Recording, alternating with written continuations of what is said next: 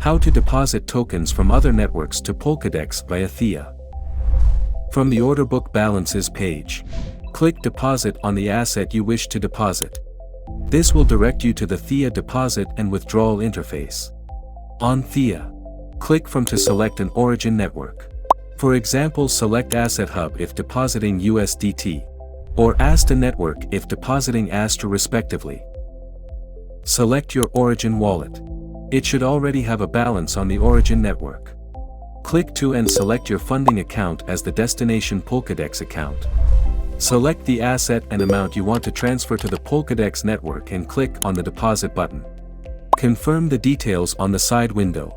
Click Confirm Transaction and approve the transaction using your browser wallet to initiate your deposit between the network of origin and the Polkadex parachain.